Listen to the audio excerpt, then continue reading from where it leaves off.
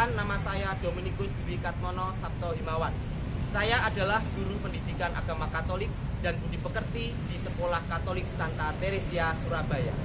Saya merupakan peserta PPG dalam jabatan batch 3 yang dilaksanakan pada tahun 2025 di Sekolah Tinggi Pastoral Kateketik Santo Fransiskus Asisi, Semarang. Nomor induk mahasiswa 25309361. Pada kesempatan ini, hari Jumat 10 Oktober 2025 akan menjalani ujian kinerja secara luring di SD Katolik Santa Teresia, Surabaya dengan materi Salomo Pemimpin Pilihan Allah yang Bijaksana kelas 5 dengan model pembelajaran Problem Basic Learning. Selamat mengikuti.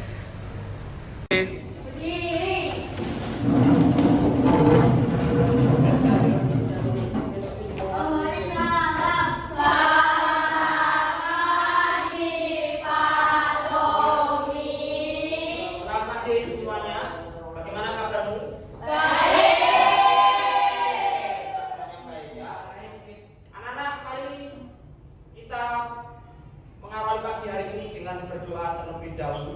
Minta tolong yang memimpin doa Ivena ya. Teman-teman, marilah kita berdoa.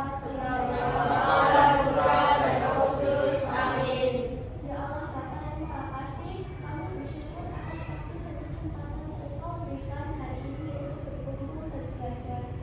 Kami mohon ya Bapa, utuslah Roh Kudus-Mu untuk menyertai kami. Bukalah hati dan pikiran kami agar kami dapat mengerti dan mendengar ajaran kami dalam hari ini. Semua permohonan ini kami sampaikan kepada-Mu dalam nama Kristus Tuhan kami. Amin. Dalam nama Bapa dan Tuhan dan Roh Kudus. Amin. Terima kasih Ivena. Kita akan bersama-sama sebagai warga negara yang baik dan mencintai bangsa, kita akan menyanyikan lagu Indonesia Raya. Pada bendera merah putih, hormat, rak.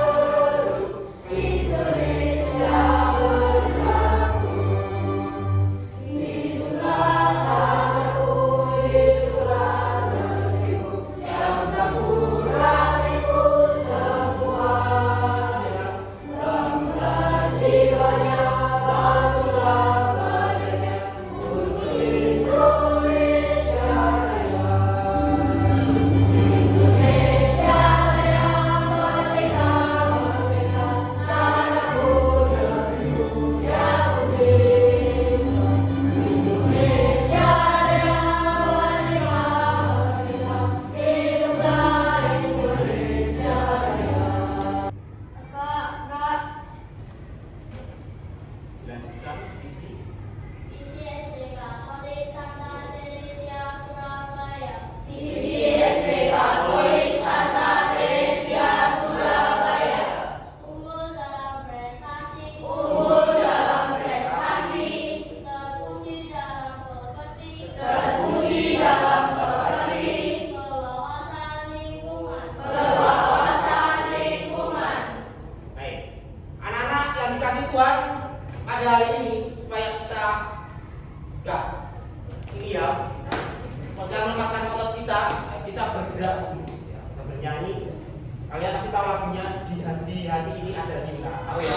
Kan tahu ya. Kita gerak semuanya, yang paling kompak nanti akan sesuatu dari saya.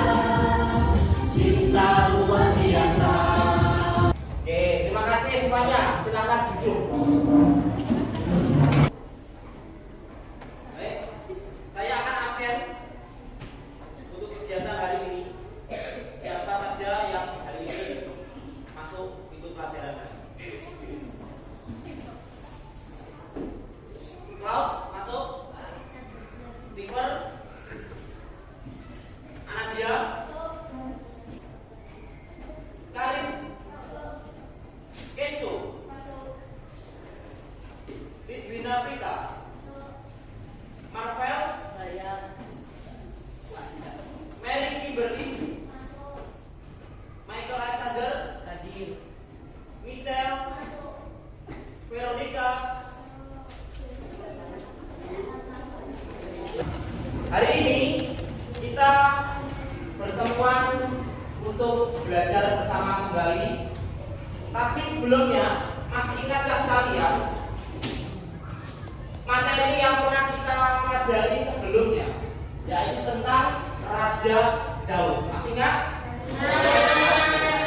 Coba, siapa yang masih ingat mengapa Allah memilih Daud sebagai raja bangsa Israel? Silakan, yang mau masih ingat? Michael.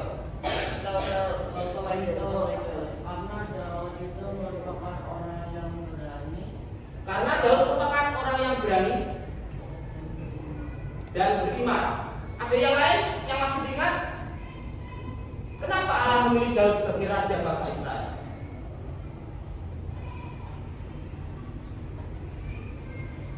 Kenapa?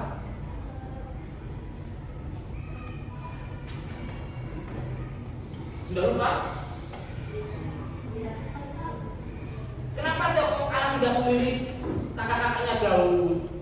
Kenapa Allah malah memilih Daud yang paling kecil? Karena Daud memiliki iman yang kuat. Betul ya? Daud selalu berpegang teguh pada prinsipnya bahwa Tuhan selalu beserta dengan dia. Tuhan selalu menyertai. Lalu di pelajaran sebelumnya, raja seperti apa yang menjadi harapan masyarakat? Menurut kalian pemimpin seperti apa sih? Ivena? Adil, bijaksana, jujur, mencintai rakyat. Oke ya, betul semuanya ya. Ya, saya pun juga sepaham dengan kalian semua bahwa raja atau pemimpin yang diharapkan adalah pemimpin yang pertama, adil. Tidak terpilih orang-orang tersendiri atau suatu kelompok tertentu. Lalu yang kedua tadi bijaksana. Ya. Lalu ada lagi mencintai rakyat. Dan tentu masih banyak lagi.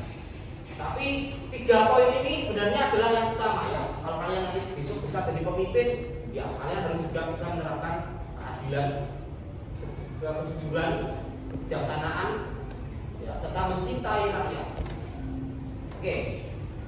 Nah, kita hari ini akan melanjutkan materi tentang pemimpin bangsa Israel setelah Raja Daud. Siapa kira-kira? Raja Salomo. Raja Salomo itu raja yang keberapa sih? Ketiga, betul ya? Ya, raja pertama siapa? Raja Saul. Raja kedua? Daud. Ketiga? Oke ya, berarti masih ingat. Semoga kita bisa semakin mendalami tema kali ini, yaitu tentang Raja Salomo. Anak-anak, Raja Salomo itu terkenal sebagai raja yang bijaksana. Ya, tadi disebutkan Brian bahwa pemimpin itu salah satunya adalah harus bijak. Pertanyaan, apa itu bijaksana? Silakan disimak dulu. Nanti baru silakan kalian berikan pendapatmu dari apa yang kamu paham. Ya.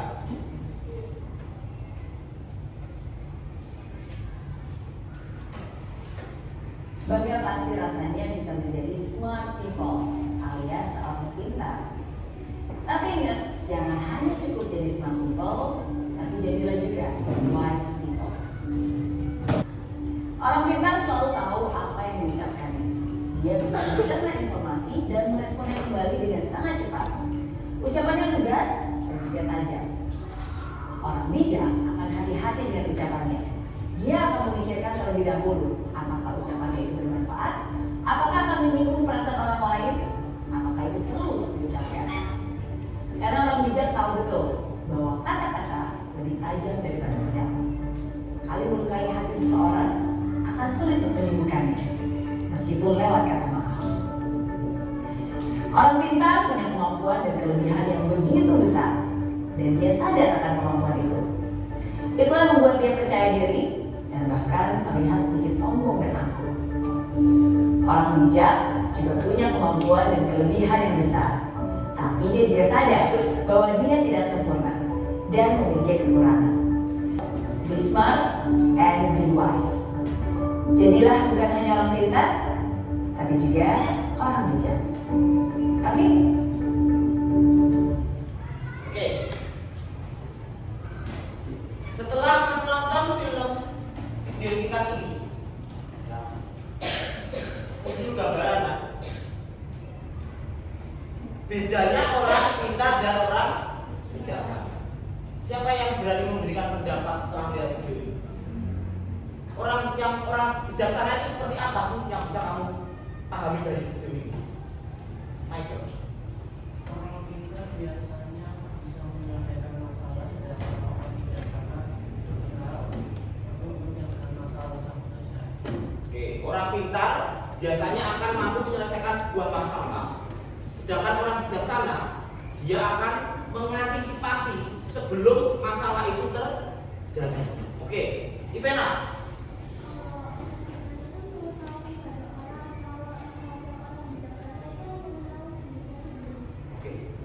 Orang pintar itu mengetahui banyak orang, ya. Dia lebih suka cenderung untuk melihat pribadi orang lain. Tapi kalau orang bijaksana berbeda. Dia lebih mengenal siapa dirinya. Dia tidak menaruh sebuah nilai pada orang lain, tapi dia menilai dirinya sendiri dulu. Jadi dia tidak mudah untuk menilai, mengatakan, oh kamu ini orang yang buruk, kamu ini orang yang kurang begini, kurang begitu. Tidak, dia tidak suka menilai orang lain, tapi lebih baiknya dia menilai dirinya sendiri. Ya. Itu. Baik, hari ini kita akan belajar tentang bijaksana. Ya. Bijaksana itu juga kita akan belajar dari tokoh dalam kitab suci, yaitu Raja Salomo. Tujuan kita belajar hari ini, yang pertama, peserta didik mampu menjelaskan makna kebijaksanaan. Sedikit pasti ada gambaran kan dari video tadi, seperti apa makna kebijaksanaan. Dan tentu berbeda, orang bijaksana dengan orang pandai, orang pintar berbeda. Yang kedua, kalian mampu menganalisa sebuah keputusan yang bijaksana yang diambil dari Raja Salomo dalam menyelesaikan persoalan dua ibu. Jadi Raja Salomo punya masyarakat, nanti dia akan bertemu dengan suatu masalah dan ini menjadi masalah yang terkenal karena inilah membuat Salomo diangkat sebagai raja yang bijaksana, yang memecahkan suatu permasalahan yang sulit yang dialami oleh masyarakat. Dan yang terakhir, kalian dapat merancang solusi. Solusi itu sebuah cara supaya kalian dapat bijaksana untuk sebuah permasalahan yang kalian jumpai dalam hidup sehari-hari.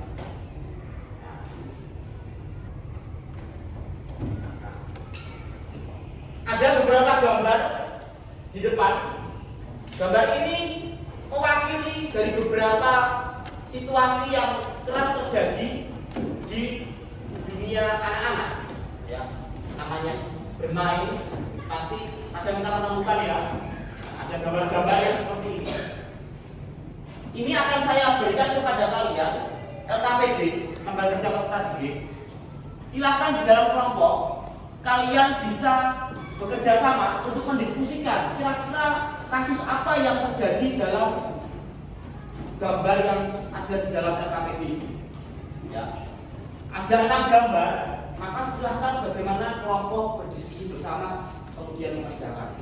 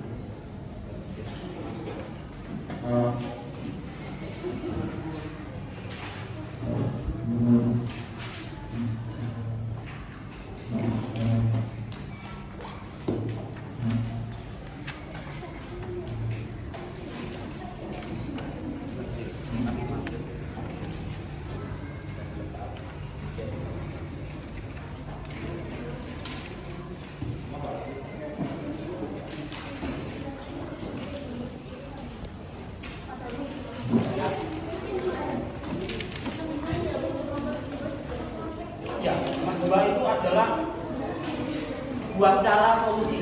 Ya. Kalau kamu melihat temanmu yang seperti itu, apa bisa kamu lakukan?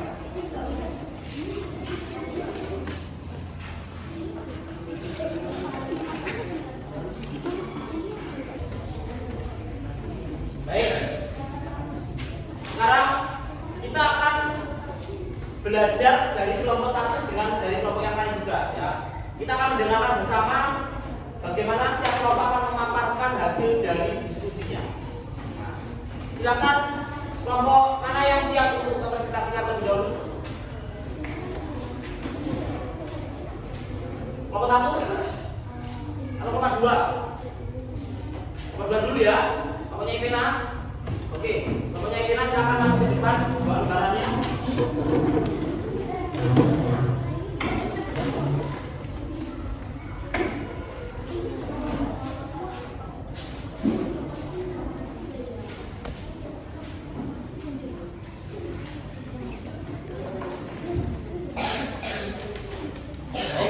Semua kelas kelompok 1, kelompok 2 akan mempresentasikan dari hasil diskusi mengamati masalah yang ada pada gambar. Silakan. Selamat pagi Pak Doni dan teman-teman. Selamat pagi. Hari ini kelompok 2 akan mempresentasikan MAPD pada ayat 2. Jadi pada gambar yang pertama, permasalahan yaitu bertengkar dan saling memukul. Nah, sikap apa yang dapat kalian lakukan saat ada situasi seperti ini? Mengelainya agar tidak ada yang terluka. Tapi jika bersalah bisa dilakukan seperti ini. Oke.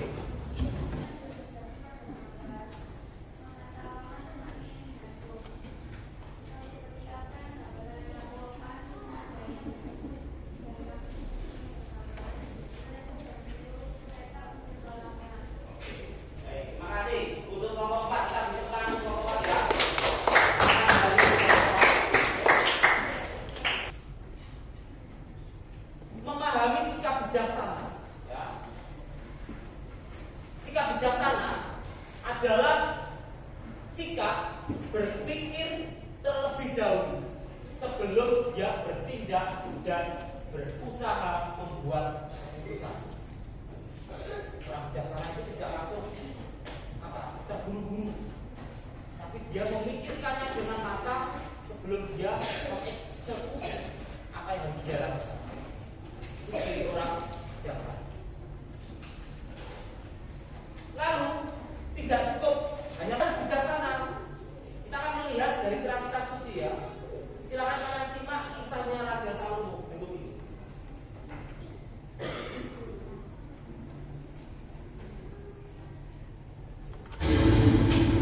Aku membawa kalian bertemu dengan seseorang yang mencari hikmat dan pimpinan dari Tuhan.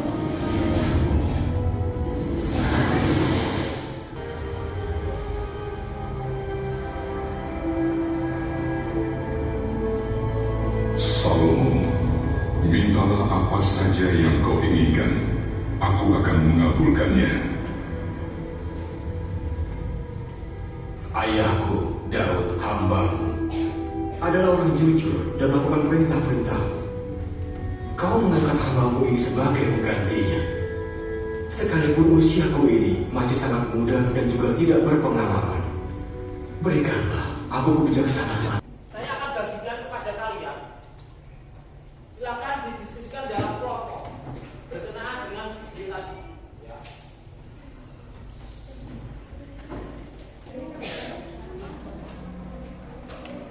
Yang 2.1. Ya, pas.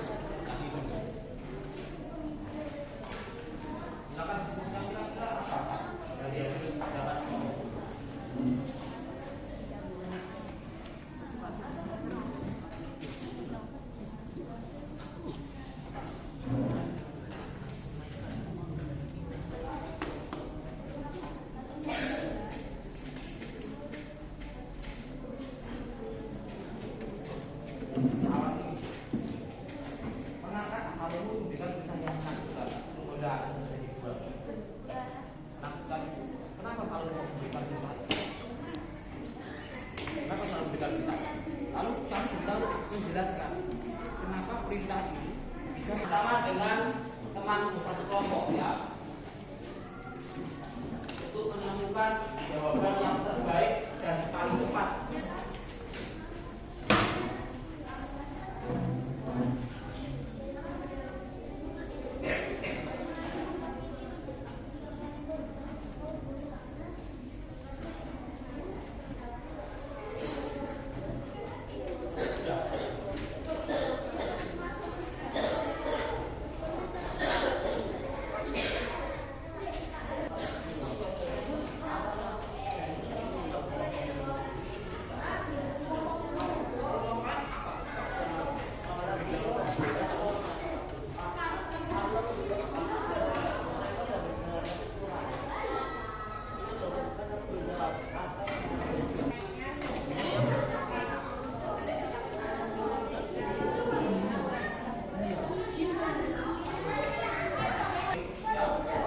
Kita akan presentasi satu persatu ya.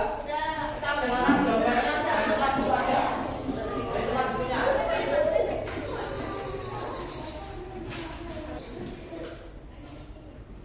Pendapat saya untuk ujian yang berikut, Raja Salomo diberikan dengan kebijaksanaan lalu dia berpikir untuk membelah bayi itu menjadi dua agar ia tahu siapa yang ikhlas atau bayinya yang hidup dan tidak ingin mati, karena kan seorang ibu tidak akan merelakan anaknya mati. Oke, bagus ya. Pada gambar yang pertama, ya LKPD 2.1. Silakan perhatikan berlipat. Salomo tidak meminta kekayaan, ya, dan juga tidak meminta hal yang lain. Dia meminta kebijaksanaan, karena dia butuh itu. Orang kaya, orang punya banyak sesuatu, tapi kalau dia nggak bisa memimpin bangsanya yang besar, kacau. Ada peperangan, masalah-masalah muncul dari masyarakat. Itu yang dipikirkan Salomo.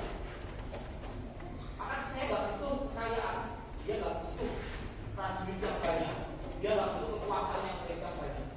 Dia hanya butuh satu, dia bisa membantu masyarakat. Dari sini kita tahu bahwa Salomo tidak mementingkan dirinya sendiri. Dia pengen masyarakatnya sejahtera. Makanya dia tidak. Ujian yang paling sulit ini yang terakhir ya, dengan melihat bagaimana reaksi dari ibu bayi tadi. Kita tahu bahwa ujian kita bisa menilai kok. Coba kalau ibu itu sama-sama menunjukkan sikap yang sama. Ya akan dibulat, karena akan kesulitan menentukan siapa yang benar-benar ibunya. Oke ya. Ini kekuatan kasih. Seorang ibu pasti akan selalu menyayangi anaknya dengan tulus. Senakal apapun anaknya, ibu pasti akan selalu menyayangi anaknya. Betul? Bagaimana kita bisa menjadi bijaksana dalam hubungan saudara? LKPD yang terakhir ya. Tentu kita harus mau belajar. Belajar untuk menjadi apa? Ini menjadi orang yang bisa membedakan pandai dan bijaksana. Tapi di awal sudah belajar itu. Kalau kamu dipilih, kamu mau kasih kepandaian atau kebijaksanaan, kamu pilih mana? Saya ingin kamu juga melakukan sebuah refleksi. Seberapa kamu sudah menjadi pribadimu sesuai apa yang kita pelajari hari ini. Jadi tolong isikan sejujurnya ya. Kamu tuliskan nama di sini, di atas ini namamu. Lalu kamu centang pada kolom-kolom ini. Ketika ada masalah, saya berhenti sejenak dan memikirkan baik-baik mana keputusan yang benar.